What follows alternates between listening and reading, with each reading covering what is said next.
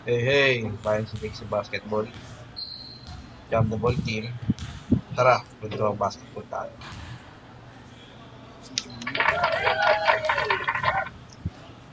Nagising na lang, World Cup na. Habang ang ating gilas Pilipinas ay questionable pa ang paglalaro ng ilang major players nang dahil sa injury.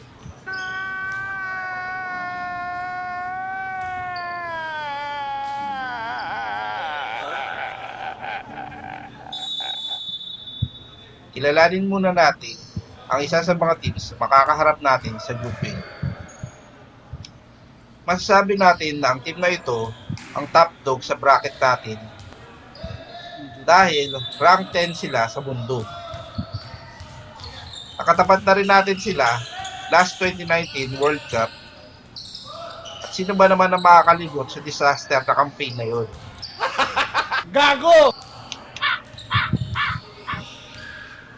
Kung kaya naman, tara, kilalanin natin ang pool of players ng Team Italy na makakaharap ng ating Gilas Pilipinas sa 2023 FIBA World Cup.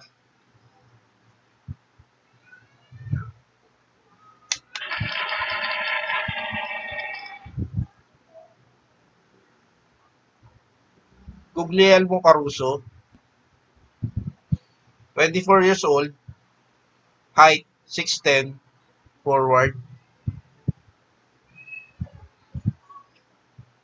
Luigi Datome, 36 years old, height 6'8", forward, at dating naglaro sa NBA. Muhammad Diouf, 21 years old, 6'10", center.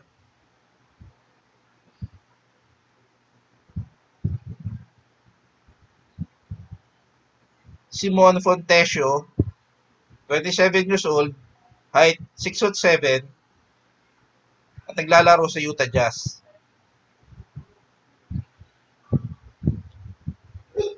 Nico Mannion, 22 years old, height 6'3", drafted 48 overall in 2022 by Golden State.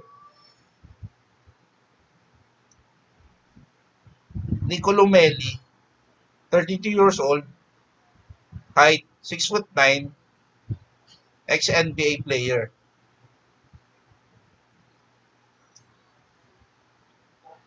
Alessandro Pajola, 23 years old, height 6'4", point guard.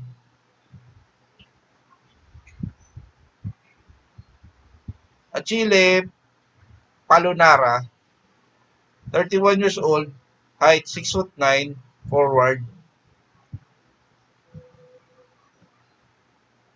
Gabriel Procida, 21 years old, height 6'7", drafted 36 overall in 2022 by Pistons.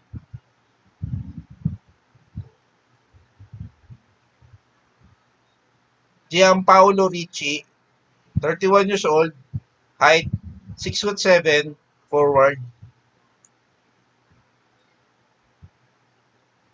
Luca Severini, 27 years old, height 6'8", forward.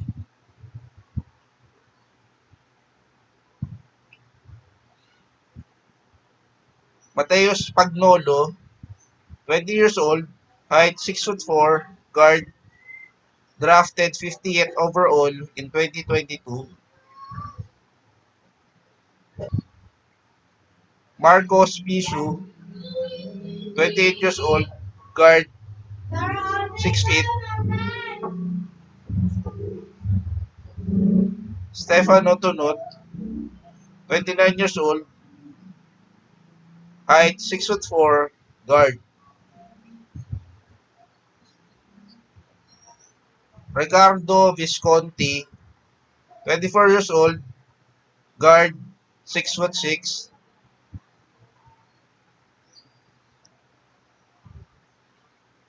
Thomas Woldetense, 25 years old, guard, 6'5".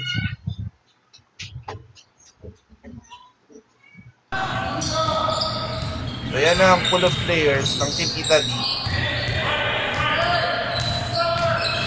Ano ng mga veterano at siyempre mga baguhan. Mostly karamihan ay the draft recently lang sa NBA. Pero isa lang yung kanila na active na NBA player sa ngayon. Yun ay si Simon Montesio lang. Mga na-draft parang nasa D-League sila ngayon. So wala talagang dominante silang player na nasa NBA ngayon katulad ng 2019 na parang masabi natin na mas malakas yung team nila ng 2019 pero mas bata itong team na ito. So ano sa tingin nyo mga pre, may chance ba ang ating Gilas o malampasan na naman tayo tulad ng 2019? Malalaman natin yan, abangan natin ang parating na World Cup. Good luck sa atin at good luck din sa Team Italy. Sana makasunod tayo. O kung di man, magpakita tayo ng magandang laban. Laban Pilipinas, nagtulog na lang.